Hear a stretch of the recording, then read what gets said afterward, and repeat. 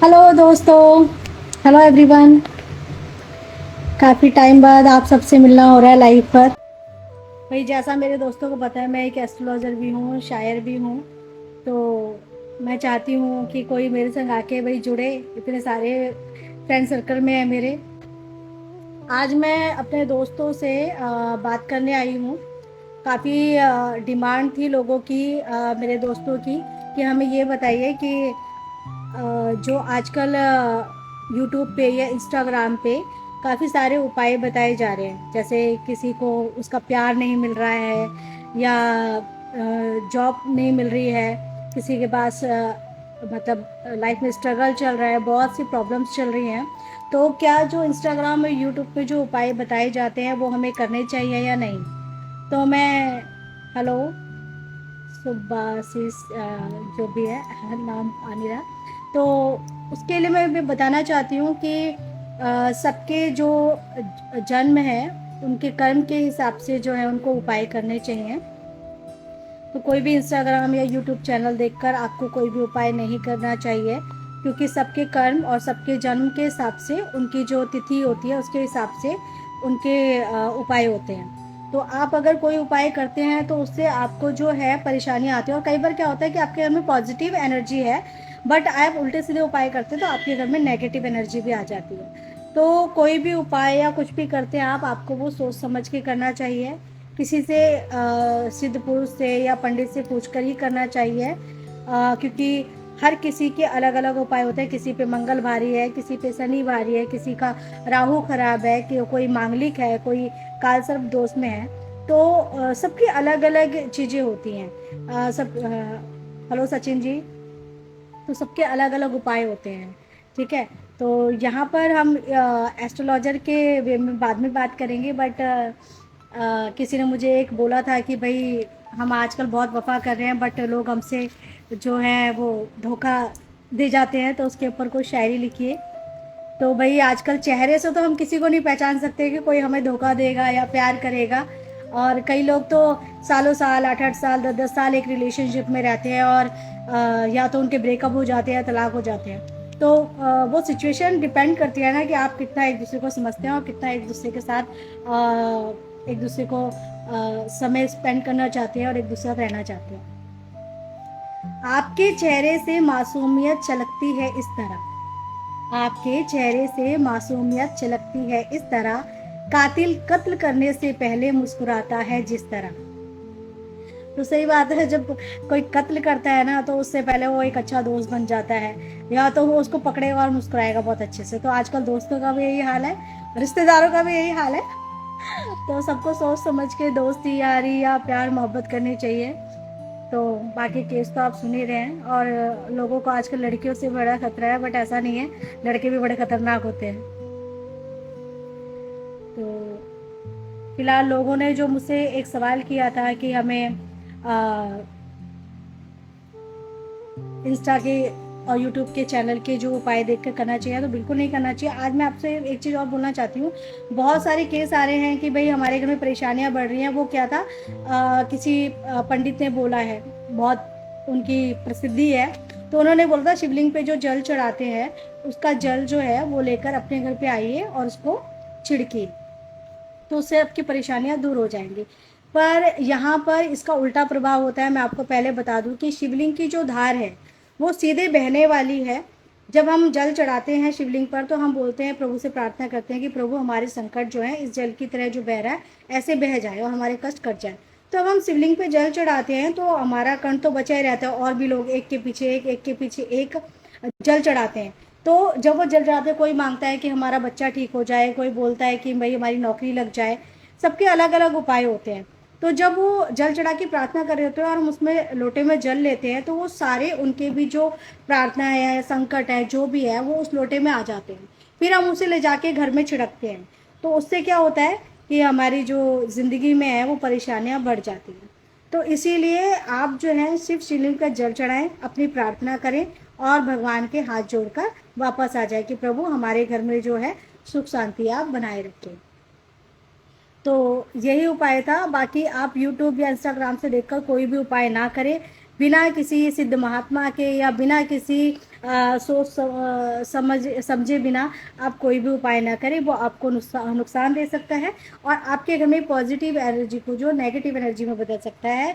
क्योंकि आपको पहले तो ये पता करना चाहिए आपके कौन से ग्रह बाहर है। अगर आप परेशानी है, नौकरी नहीं लग रही है, तो कहीं ऐसा तो नहीं है आपने कोई मन्नत मांगी थी, आपके परिवार ने कोई मन्नत मांगी थी, वो पूरी हो गई और आप जो है उसको पूरा नहीं कर पाए हैं। तो बहुत सी छोटी छोटी चीज़ें हैं, जब आप बेसिक जड़ पर पहुंचेंगे तो उस जड़ से आपकी स्थिति ठीक होना शुरू होगी। इष्ट देवता है, कुल देवता है, वो तो कहीं परेशान नहीं कर रहे हैं, कहीं कोई उपाय तो नहीं था जो आपने करना था। बहुत सी चीज़ें हैं जो आपको समझनी होगी, तो लाइफ आपकी अपने आप ही ठीक हो जाएगी। सभी को मेरी हेलो। वैसे बहुत रात हो गई है इसलिए काफ़ी लोग आए नहीं हैं और मैं भी बहुत समय बाद आई हूँ। मेरा लाइव होना हो नहीं पाता क्योंकि थोड़ी बिजी लाइफ चल रही है। बाकी अगर किसी को कुछ पूछना हो तो मुझसे पूछ सकता है। किसी की लाइफ में कोई स्ट्रगल चल रहा है, कोई परेशानी चल रही है, तो वो मैं बता सकती हूँ। हेलो जतिन, कैसे हो? ठीक है, तो अपनी परेशानियों को समझने के लिए आपको खुद जानना होगा। अजय कुमार जी, हेलो अजय कुमार जी।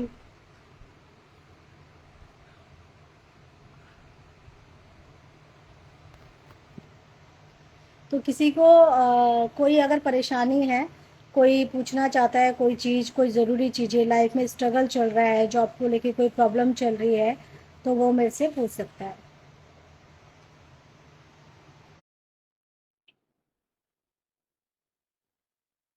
जॉब की परेशानी चल रही है सचिन, तो वो तो डिटेल देनी पड़ेगी कि कब से चल रही है और जॉब में किस तरह की परेशानी चल रही है, छूट गई है या आगे करना चाहते हो। ठीक है, तो वो सब मैं आपको बताऊंगी।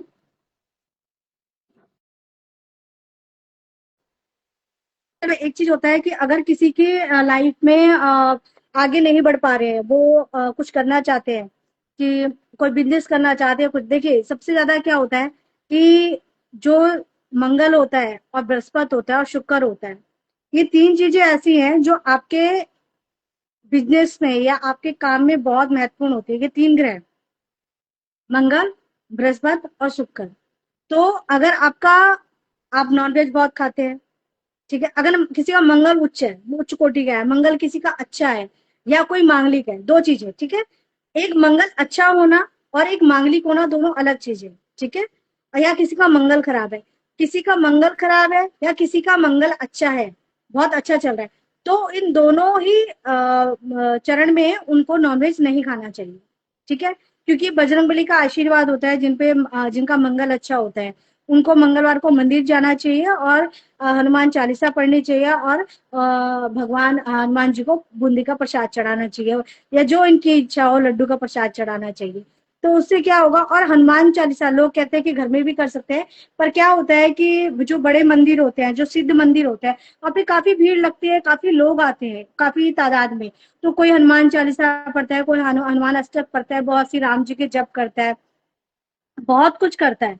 तो उससे क्या होता है, वहां का जो ऑरा होता है ना, जो वहां की जो पॉजिटिव एनर्जी होती है ना, वो जो है वो आपके अंदर एक पावर लाती है। और वहां पे भगवान सुनते भी हैं आपकी, क्यों? क्योंकि वहां पे 24 घंटे 24 आवर्स जो है वहां पे वो जोत बाती चलती है, पूजा पाठ चलती है। चाहे रात का भी समय खत्म हो, लेकिन 12 बजे तक, 11-12 बजे तक मंदिर खुले रहते हैं। तो वो जो वहां की जो पॉजिटिव एनर्जी है ना, वो आपको बहुत फायदा करती है। इसीलिए कहते हैं किसी सिद्ध, ऐसा नहीं कि हर मंदिर में भटको, हर उसमें आपके आसपास कोई भी हनुमान मंदिर हो जहाँ पे भाई सुबह की शाम की पूजा होती है, ऐसा नहीं, बहुत बड़े बड़े मंदिर नहीं, आपके आसपास भी कोई मंदिर है, क्योंकि हर मंदिर में पूजा होती है। तो आप वहां जाइए, एक पान का पत्ता लीजिए, उस पे गुलाब का फूल रखिए और एक बूंदी का लड्डू या तो फिर बूंदी, ठीक है, और वो हनुमान जी को चढ़ाकर और अपनी हनुमान चालीसा पढ़िए और अपनी मन्नत बोलिए, ठीक है। जिनका मंगल खराब है और जिनका मंगल अच्छा है, ये दोनों के लिए वो उपाय है। तो इससे क्या होगा, और जो भी जिसका भी मंगल अच्छा है मंगल खराब है, वो नॉनवेज नहीं खाएगा, या शनि खराब है या शनि अच्छा है, तो वो भी नॉनवेज नहीं खाएगा। वैसे तो नॉनवेज खाना ही नहीं चाहिए, मैं तो बहुत सात्विक हूँ, नॉनवेज खाना ही नहीं चाहिए। आजकल इंजेक्शन वगैरह लग के बनता है, तो वो भी शरीर में हजार तरह की बीमारियां आती है। ठीक है, तो बाकी सबकी इच्छा है, सबका अपना खाने का मन करता है, तो मैं तो कहूंगी नहीं खाए तो ज्यादा अच्छा है। तो ये दो चीजें हैं, मंगल और शनि में ये उपाय आपको करना है। ठीक है, तो उससे क्या होगा, आप क्या देखेंगे, आपके जो जीवन में परेशानी आ रही है, वैवाहिक जीवन, एक मंगल जो है वैवाहिक जीवन में भी बहुत फायदेमंद साबित होता है। जैसे मान लीजिए कि आप किसी से शादी करना चाहते हैं, और मान लीजिए लव मैरिज करना चाहते हैं, ऐसा नहीं है कि हर किसी की लव मैरिज होती है। मैं तो यही कहूंगी कि बहुत सोच समझ के आपको जिंदगी के फैसले लेने चाहिए। कौन आपके लिए पॉजिटिव सोचता है, कौन आपके लिए नेगेटिव सोचता है, वो सब आपको सोच के आगे चलना चाहिए और अपनी लाइफ का डिसीजन लेना चाहिए, क्योंकि आपकी जिंदगी है ये। आपको किसी और के लिए अपनी जिंदगी खराब नहीं करनी है, आपको अपने लिए जीना है। अगर आप खुद के लिए जी रहे हो ना, तो आप जिंदगी में हमेशा खुश रहोगे। अगर आप दूसरों के लिए जी रहे हो, ठीक है, तो आप जिंदगी में कभी खुशी रहोगे। दूसरों के लिए जीना क्या है, दूसरों के लिए आप अच्छे काम कर सकते हो, उनको सपोर्ट कर सकते हो, बट किसी के लिए अपनी जिंदगी खराब करना है ना, वो बहुत ही गलत काम होता है, बहुत ही गलत सोच होती है।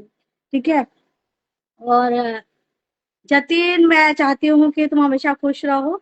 तो अगर मैंने कोई उपाय, कभी मैं किसी को कोई उपाय बताती हूँ, ठीक है, चाहे वो शिवलिंग पे जल चढ़ाना हो, अपने ऊपर से उतार के हो, या कुछ भी हो, उसका कोई कारण होता है, वो किसी से पूछ के समझ के मैंने सिद्धि प्राप्त की हुई है, तो ही मैं किसी को उपाय बताती हूँ। और ये पारुल भी जानती है कि मैं अगर कोई चीज बताती हूँ तो वो 99% तो सही निकलती निकलती है। और कई लोग आजकल एक चीज बोल रहे हैं कि भाई इतने बड़े सिद्ध महात्मा सिद्ध पुरुष होते हैं, तो जो विपदा आती है, जो प्रलय आने वाली होती है, वो आप बताते क्यों नहीं हो भाई, आप छुपाते क्यों? मैं ये नहीं कहती कि हर कोई सिद्ध महात्मा बहुत अच्छा है, या हर कोई सिद्ध महात्मा के पास बड़ा ज्ञान है, वो सच में बता सकता है, क्योंकि आजकल पाखंड की दुनिया है। और इसीलिए मैं लाइव भी नहीं आती हूँ बहुत ज्यादा, ना मैं वो कंठी माला पहन के जो है अपनी वीडियोस बनाती हूँ। मैं जो है वो सच कहती हूँ, और मुझे सच पे चलना ही अच्छा लगता है। तो मैं आपको ये बता दूं कि कृष्ण जी अर्जुन जी के सारथी थे। कृष्ण जी अर्जुन जी के सारथी थे, उनको पता था कि अर्जुन जी के साथ क्या होने वाला है, अभिमन्यु की मृत्यु होने वाली है, सब कुछ होने वाला है, भीष्म पितामह की मृत्यु, उन्हें सब पता था। उस अर्जुन के सारथी होने के बावजूद उन्होंने अर्जुन को कुछ नहीं बताया। वो इशारा कर देते थे, पर उन्होंने कुछ नहीं बताया कि इस तरीके से तुम्हारे बेटे की मृत्यु होगी, या इस तरीके से कौरवों की मृत्यु होगी, कुछ बताया उन्होंने नहीं। उन्होंने क्या कहा, जो चल रहा है वो चलने दो। हाँ, पर सृष्टि, इसी तरह से सृष्टि, ये दुनिया, ये जगत जब प्रलय आने वाली थी, कोई इशारा करती है, आपको वो इशारा समझना है। पर आप ये सोचे कि भाई कोई सिद्ध पंडित है, चाहे मैं ही हूँ, मुझे भाई मान लो सिद्धि प्राप्त है, मुझे पता है माता ने ये बोल दिया कि भाई रेखा, ये प्रलय आएगी बेटा, या आज दुनिया में ये होने वाला है।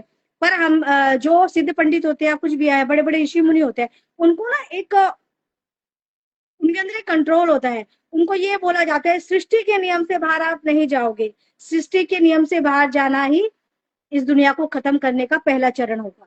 तो इसीलिए अगर आप देखें तो राम जी हो, चाहे कृष्ण जी हो, चाहे शिव हो, हमारे जिनको हम मानते हैं, जो हमारे इष्ट, जो नहीं मानते उनको मैं कुछ नहीं कह सकती, लेकिन जो मानते हैं, जो धर्म को मानते हैं, जो सनातन को मानते हैं, वो ये जानते हैं कि प्रभु कृष्ण ने भी अर्जुन को कुछ नहीं बताया उनका सारथी होने के बावजूद। तो हम तो आम इंसान हैं, हमने तो भगवान की भक्ति की है, हम सिद्धि प्राप्त है, तो जब वो उस चीज को पार नहीं कर पाया, तो हम कैसे करेंगे?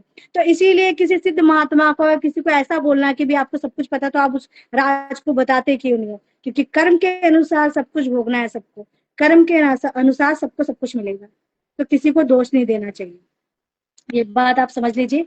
और यूट्यूब और इंस्टा पे बताए हुए सारे उपाय मत कीजिए, वरना आप नेगेटिव की जगह, पॉजिटिव की जगह नेगेटिव की तरफ बढ़ जाएंगे, और अपनी जिंदगी में बहुत सारी प्रॉब्लम्स लाएंगे। ठीक है, तो और दूसरी बात ये कि जैसा मैंने बोला कि ज्यादातर लोग आजकल जो परेशान है, प्रेमी प्रेमिका का तो मैं नहीं बोलूंगी, क्योंकि मैं मानती नहीं हूँ आजकल प्रेम बचा भी है, क्योंकि प्यार के नाम पर क्या चल रहा है वो भगवान ही जाने।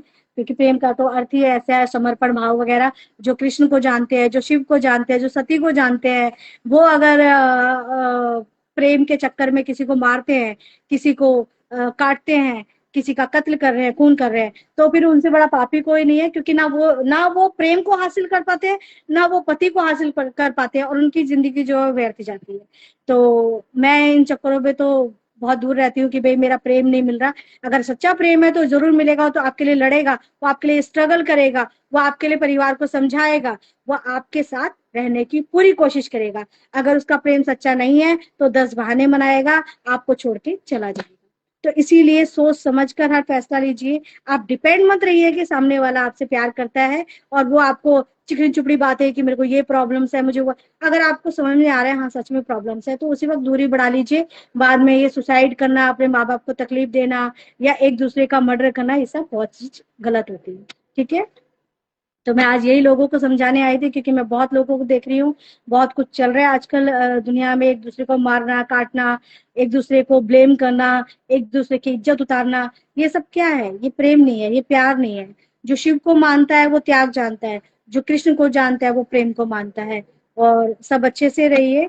और यूट्यूब और इंस्टाग्राम में कई ऐसे आएंगे, मुंह बंद करते हैं, और वो लाइनें चल रही है, लाइनें चल रही है, आप ऐसा कीजिए, आप ऐसा कीजिए, पर्स में ये रखिए। कुछ नहीं करना आपको। आप 3 चीजें याद रखिए। पहला, अपने परिवार से पूछिए कोई परेशानी चल रही है, क्या आपके कुल देवता तो है? अगर कुल देवता है वो नाराज तो नहीं है? क्या उनको पूजा पूरी मिल रही है? आपके इष्ट देव, कुल देव में कौन आते हैं? जो आपके गांव के देव होंगे या जो बचपन से पूजे जा रहे होंगे। इष्ट देव में विष्णु, ब्रह्मा, महेश, काली, बजरंगी। ठीक है, ये 5 आते हैं हमारे इष्ट देव। इनकी पूजा पाठ कीजिए। पहले हमारे गणेश जी है प्रथम पूजनीय, उनकी पूजा कीजिए। महामृत्युंजय का मंत्र का जाप रोज इंसान को 11 बार सुबह और रात को सोते समय करना है, जिससे अकाल मृत्यु का भय जो है वो टला रहता है। ठीक है, नेगेटिव एनर्जी भी दूर रहती है। तो महामृत्युंजय का मंत्र करें, और अपने लिए अच्छा सोचे, पॉजिटिव सोचे। तो आज के लिए इतना ही। बाकी मंगलवार और बृहस्पतिवार, शुक्रवार और शनिवार, जिसको अपनी बिजनेस या जॉब में प्रोग्रेस चाहिए और अच्छा आगे बढ़ना है, तो वो नॉनवेज ना खाए, और जितना हो सके मंगलवार, शनिवार, शुक्रवार और बृहस्पतिवार की पूजा करें, और भगवान के दर्शन जरूर करें। मंदिर में जाके हनुमान चालीसा जरूर पढ़े, क्योंकि वहां की एनर्जी जो है वो आपको पॉजिटिव एनर्जी देती है और आपको आगे बढ़ाएगी। काल सर्प दोष वाले लोग हैं या मांगलिक लोग हैं, उनको पंडित बोलते हैं कि ये पूजा हो गई आपकी, 1 लाख की हो गई, 35,000 की हो गई, तो आपको दोष उतर गए। ऐसा नहीं है।